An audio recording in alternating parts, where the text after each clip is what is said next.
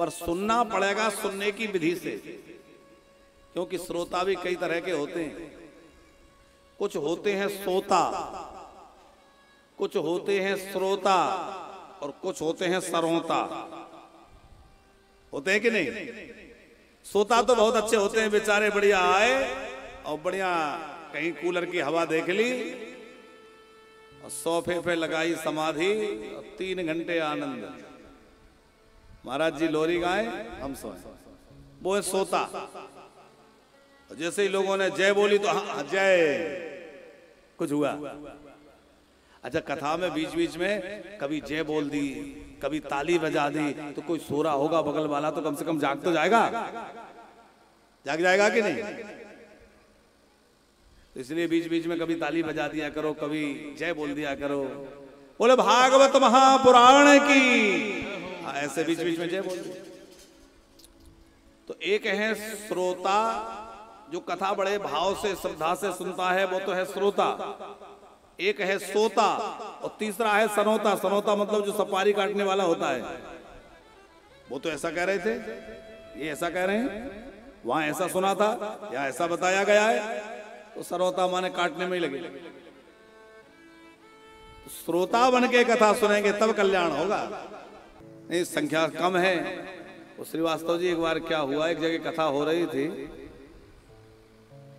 तो सब श्रोता धीरे धीरे उठ उठ के चले गए। वक्ता भाव में कथा कहते रहे, एक बैठा रहा।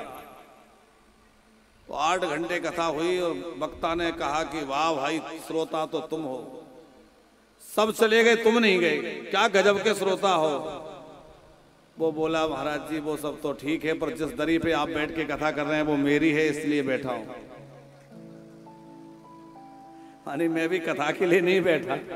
पुराने समय में ऐसे लोग दरी डाल के कथा करते, तो बोले ये दरी मेरी है इसलिए बैठा हूं, तो दरी खाली हो तो जाऊं। तो ऐसा चक्कर तो नहीं है। अच्छा, एक और बात याद आई, सुना है। एक जगह कथा हो रही थी, तो श्रोता कम आए, पहले दूसरे दिन प्रायः कम आते हैं। तो वक्ता महोदय ने जो है थोड़ी देर कथा कही, वो बंद कर दी। बोले अब इतने श्रोता हैं तो कल देखेंगे, नहीं की। उनमें कुछ बड़े जिज्ञासु थे। एक बड़ा जिज्ञासु भक्त वो आया, महाराज जी मैं तो कथा सुनने बड़ी दूर से पैदल चल के आया, 6 किलोमीटर पैदल चल के आया, आपने कथा नहीं सुनाई। अरे बोले कम लोग थे।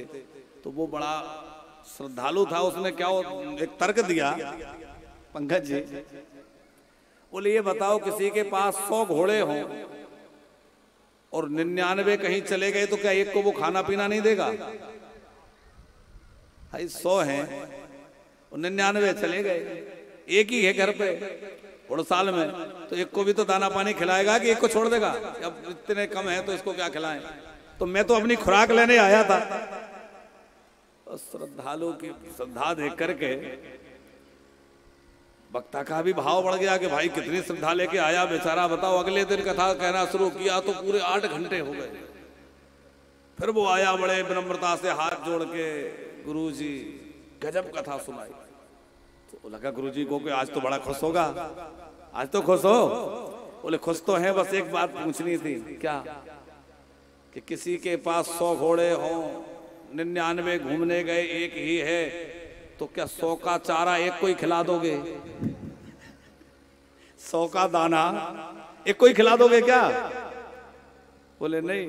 तो बोले हमें तो लग रहा था आज गुरुजी पूरा करके ही छोड़ेंगे। तो ऐसा तो नहीं लग रहा।